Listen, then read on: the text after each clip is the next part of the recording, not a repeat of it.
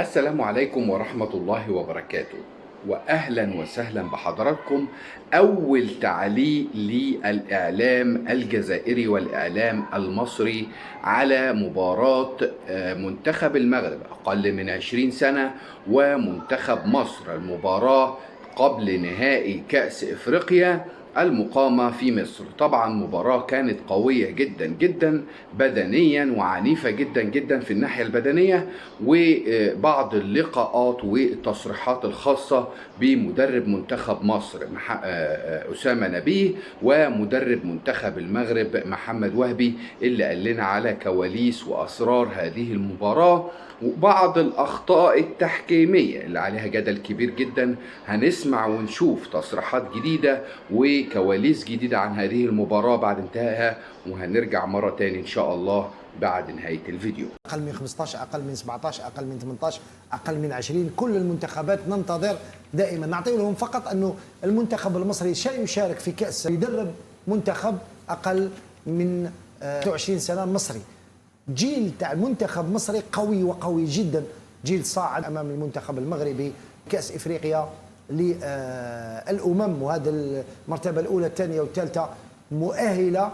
هذا المدرب اللي كنتوا تشاهدوه حتى لما يتحدث على كرة القدم المصرية يتكلم دائما كلمة الحق، رغم أنه الحق يزعج في الكثير من الأحيان. اليوم قال الحقيقة التي لا جدال فيها والحقيقة التي يعلمها الجميع.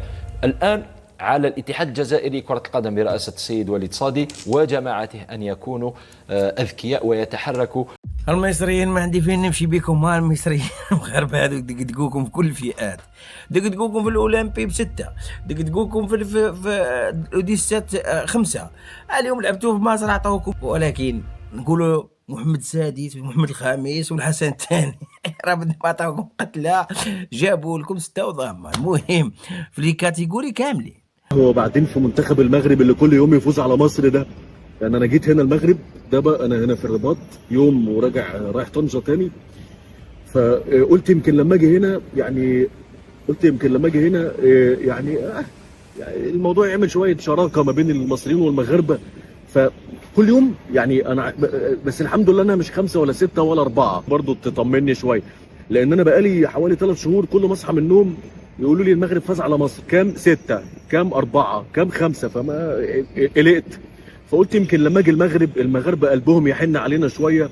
الاخبار السيئه خساره منتخب مصر الناشئين من المغرب. الناتج النهارده ان انا كنت بتفرج على ماتش في مجيلك، والله العظيم 3 ما عايز انزل من البيت، والله ما عايز انزل واجيلك. مين ومين؟ منتخب مصر ومنتخب المغرب. مزيكا من المغرب عامله مزيكا يا كابتن، ده احنا ما جيناش، احنا لا عناصر، وبدور في الفرقه كلها. يعني احنا لما كنا بنلعب ما يحيط به من جديد وأخبار، ونذهب إلى المباراة التي جمعت بين المنتخب المصري والمنتخب المغربي برسم. سعيد جدا طبعا زي ما قلت في بدايه البرنامج، بس هو شبير قال لك اضعف نفضل مستمر كده، ولكن هو خلاص يعني خسرها لي، كونه استعرف وقال له بتاع خلاص ما راحت جو التحدي. هداف وبتشجيع الزملاء هنا في قناة الهداف. نعم، كيف في المباراة الجزائريون كلهم أجمعوا على تشجيع المنتخب المصري المصري نعم، صور جميلة جدا شاهدناها في مختلف المقاهي والتجمعات التي شاهد فيها الجمهور الجزائري المباراة. أنا شخصيا كنت متواجدا في مقهى من المقاهي ورأيت ذلك التشجيع الحماسي الكبير للجماهير الجزائرية. شفت الفيديو نعم للمصريين. كيف تفاعلت وما هو شعورك وأنت تشاهد كل هذا الدعم وهذه المؤازرة من الجزائريين للمنتخب المصري الشقيق في المباراة السابقة؟ والله شيء جميل جدا من التأخي، ان هم حتى برضه بعض الميمز ولا الحاجات اللي يديروها صاروا يديروها على الفيسبوك واللي بتاع، يقول لك شوف كيفاش كانوا في 2009 2010 ودلوقتي كيفاش العلاقه ما بينهم، حتى مش بس على مستوى الشعبي، على مستوى الرياضه برضه محب للمنتخب المصري، وكان داعم بقوه للمنتخب المصري. حتى وقتها نزلت قبل المباراه ونزلت نعمل استقصاء كده ودرت روحي صحفي جزائري تشجعوا مصر. محمد قاسي سعيد، غريب امر المنتخب المصري في دوره، لماذا شاهدنا جميعنا ذلك الأداء الضعيف جدا الذي قدمه المصريون في أول مباراة، أخطاء دفاعية بدائية لا يرتكبها حتى الصبيان. في المباراة الثانية أيضا الأداء ثانية واحدة لازم قليلاً. أحتج عليك نعم. أحتج عليك. اتركني أكمل السؤال. لا ما تكمل سؤالك، فيه إهانة. نعم. ما تقولش يا محمد عندك مشكلة يا جماعة، هو راجل طيب بس عنده مشكلة في الألفاظ دي. نعم. ماشي، مرة قلت ستهزمون شر هزيم. نعم. ودلوقتي أداء ما يديروش الصبيان. نعم. هذه كلمة لا تقال على المنتخب. أنا لست متعصبا نعم. للمنتخبات، ولكن تخيل لو أنا أقول نعم. ماشي إن المنتخب الجزائري، تخيل معي عم صالح ونقول هذا قدام الجمهور الجزائري، وان المنتخب الجزائري ارتكب اخطاء امام يرتكبها منتخب الصبيان، كيفاش راح هياكلوني؟ والله هياكلوني. عادي. سامحني، انا بالنسبه الي عادي يا عمي محمد. انت بالنسبه لك انت سامحني حمدي، حتى لا يذهب خيالك بعيدا. خيالي مش ذاهب. اسمح لي خلينا نهضر. خليني نهضر حمدي، نكمل السؤال، نكمل نهضر بعد لك الحريه، وبعد ما نكمل ما راحش تهضر لاني راح نكمل نطرح السؤال على عمي محمد، ومن بعد انا الذي يدير الحوار. لذلك اتركني ادير الحصه حسب طريقتي. انا هنا في هذا الاستوديو والكثير من المحللين سواء اللاعبون القدامى في المنتخب الوطني الجزائري الذين لا نستطيع أن نحب المنتخب الوطني الجزائري أكثر منهم في العديد من الأحيان لما لا يؤدي المنتخب الوطني الجزائري جيدا، ولما نرتكب أخطاء دفاعية صبيانية قالوها وقلناها في العديد من المرات في هذا الاستوديو على منتخبنا. لذلك لا تراها من ذلك الباب ومن تلك الزاوية. نحن نحب المنتخب المصري ونحب الأشقاء المصريين، والله الذي يعلم سرائر القلوب، والله شاهد على ما نقول. نتمنى أن يتأهل المنتخب المصري إلى النهائي وأن يتوج باللقب، لأنه بقي المنتخب أو أصبح الآن رسميا المنتخب العربي الوحيد الذي في هذه الدورة، لذلك هو حامل لواء المنتخبات العربية، ولو أني ضد القومية العربية التي أعتقد وأدرك أنها قومية زائفة. نحن مسلمون تجمعنا راية الإسلام. عمي محمد، قلت لك غريب أمر المنتخب المصري، فبعد أداء ضعيف جدا. السلام عليكم ورحمة الله وبركاته، وأهلا وسهلا بحضراتكم. تعليقنا وكلامنا مش هيتغير كتير، لأن احنا قلنا الكلام ده قبل بداية المباراة بفترة كبيرة جدا. مباراة كانت صعبة وكانت ماراثونية، وأنا قلت قبل المباراة إن هيكون فيها اندفاع بدني كبير جدا. طبعا تصريحات المدير الفني محمد وهبي كانت صائبة، وكان بيقول كلام صحيح بنسبة 100% بعد تخطي منتخب المغرب لمنتخب سيراليون في الوقت الإضافي. ناس كتيرة جدا كانت فاكرة ان منتخب سيراليون هيكون سهل واسهل من منتخب مصر، لكن انا دايما بقول لكم ان المباريات الخاصة بالمنتخبات العربية بيكون فيها ندية كبيرة جدا جدا، وندية بتؤدي في النهاية إلى اندفاع بدني رهيب بين الفريقين، وده اللي حصل في المباراة النهاردة. كانت مباراة قوية جدا بدنية. طبعا كل الأخطاء أو كل المشاكل اللي حصلت في المباراة مش عايزين نحملها أكتر من إن هي عبارة عن نرفزة ملعب أو مشاكل الملعب، ودي طبيعي في كرة القدم، وأي مباراة كرة قدم لازم تشوف فيها الاندفاع اللي شفناه النهاردة. المنتخب المغربي كان مسيطر على المباراة تقريبا، وكان في ندية كبيرة جدا من المنتخب المصري. لاحت للمنتخب المصري فرصة أو فرصتين، ومنتخب المغرب فرصة أو فرصتين، وكان في تألق كبير جدا من حارس المرمى للمنتخب المصري. بالنسبة لتشكيلة محمد وهبي، أنا قلت في البداية نعتمد على نفس تشكيلة مباراة سيراليون اللي فاز فيها في النهاية في الوقت الإضافي، وقدر المنتخب المغربي إنه يفوز بالمباراة ويتأهل إلى كأس العالم. أيضا المنتخب المصري فاز على منتخب غانا في مباراة كانت صعبة جدا جدا.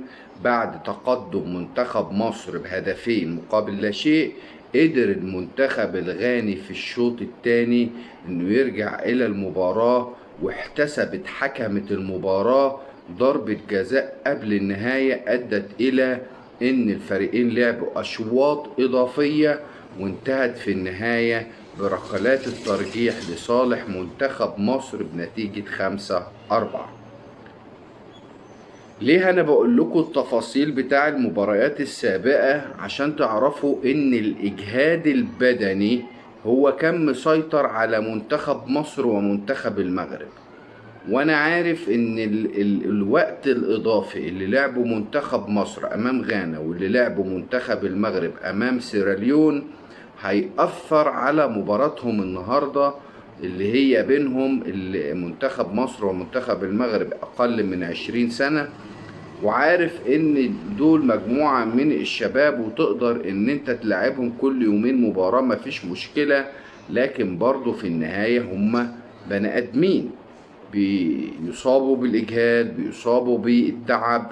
وشفنا التغييرات الكتيرة جدا اللي حصلت في المباراة بسبب ان لعيبة كتيرة جدا مخزونها البدني خلص بدري بدري وما قدروش ان هم يكملوا في المباراة. منتخب مصر محمد وهبي قبل المباراة كان قايل كلام مهم جدا، انه عارف قيمة منتخب مصر وعارف تكتيك لمنتخب مصر وطريقة لعب منتخب مصر. وايضا اسامة نبيه المدير الفني للمنتخب المصري قال كلمتين مهمتين جدا، ان احنا لنا مواجهات سابقة مع منتخب المغرب في اعمار سنية مختلفة، وكان في تفوق كبير جدا للمنتخب المغربي في الاعمار السنية دي. وطبعا الراجل ما قالش غير الحقيقة. الحقيقة ان منتخب المغرب في كل الاعمار السنية متفوق على منتخب مصر بفارق كبير جدا، اقل من 17 سنة متفوقين. منتخب المغرب قدر انه يفوز على منتخب مصر في نهائي كأس افريقيا اقل من 20 سنة اللي كان موجود في المغرب من سنتين. منتخب مصر خسر من منتخب المغرب في اولمبياد باريس بنتيجة كانت كارثية على الكرة المصرية 6-0 او 6-1. منتخب المغرب قدر انه يعمل صولات وجولات على منتخب مصر، والمواجهات المباشرة بين المنتخبين متفوق فيها المنتخب المغربي بصفة كبيرة جدا. طبعا المباراة كان فيها بعض الأخطاء التحكيمية الجدلية اللي تقدر ان انت تتكلم فيها وتقول ان لا ده من حق منتخب مصر او من حق منتخب المغرب ركلة جزاء. دايما في الالعاب اللي زي كده موجود الفار، والفار بيبقى له حكم في النهاية. واعتقد ان الكل كان راضي بأداء الحكم النهاردة رغم ان الاخطاء ما كانتش مؤثرة بنسبة كبيرة على المباراة. والناس اللي بتحاول ان هي تاخد المباراة لطريق تاني وتحاول ان هي تعمل فتنة، انا بقول لهم لا، مش هيحصل الكلام ده، لان الشعب المغربي والشعب المصري والجمهور المغربي والجمهور المصري بيحبوا بعض جدا وما عندهمش اي ازمات ولا اي مشاكل، لان كل الازمات اللي كانت بتحصل في السابق بتبقى خارجة من الاعلام، والاعلام الجزائري دايما بينفخ في النار، ما بيحاولش ان هو يهدي. دايما الاعلام الجزائري بيحاول انه يعمل ازمات لاي منتخبات اخرى غير منتخب بلاده. عارفين ان المنتخب الجزائري مش مشارك في هذه البطولة في العمر السني اقل من 20 سنة، والمنتخب المصري والمنتخب التونسي والمغربي كانوا مشاركين. المنتخب التونسي خرج من مجموعة منتخب المغرب، وكان الفضل للمنتخب المغربي بأنه خلى منتخب مصر يكمل في هذه البطولة بفوزه على منتخب تونس بنتيجة 3-1، وقدر المنتخب المصري أنه يتأهل لكأس العالم. ودي الخطة الأساسية اللي كان بيشتغل عليها أسامة نبيه واتحاد الكرة المصري، إن الهدف الرئيسي هو التأهل لكأس العالم وليس الحصول على هذه البطولة. بس طالما انت رحت للمواجهة الرئيسية قبل النهائي بتزيد المعنويات وبيزيد الحماس، لكن الحماس بيقف مع وجود منتخب المغرب. لا طبعا عندنا لعيبة كواليتي، لعيبة منتخب المغرب من وجهة نظر الشخصية كواليتي عالي جدا، كواليتي مميز جدا. تقدر ان انت تقول هم افضل فريق في كأس افريقيا حاليا موجودين في المغرب في مصر، ولعبوا المباراة على استاد الدفاع الجوي. مباراة كانت قوية جدا من جانبهم وقوية جدا من جانب المنتخب المصري. ودايما انا بقول لكم في النهاية دي كرة قدم، اللي يكسب يكسب واللي يخسر يخسر، لكن بيظل الشعوب وبيظل الجماهير حبايب ومفيش اي مشاكل، لان دي كرة قدم في النهاية. واحنا شفنا قبل كده الشعب المصري والجمهور المصري كله كان واقف مع المنتخب المغربي اللي شرفنا في كأس العالم في قطر، وكان عندنا فرحة كبيرة جدا في مصر بحصول المغرب على المركز الرابع، وكان من رأينا ان هم يلعبوا نهائي كأس العالم، لكن قدر الله ما شاء فعل. متنسوش تعملوا لايك للفيديو واشتراك في القناة وتفعلوا زر الجرس، هيوصل لكم كل جديد في قناتنا. والسلام عليكم ورحمة الله.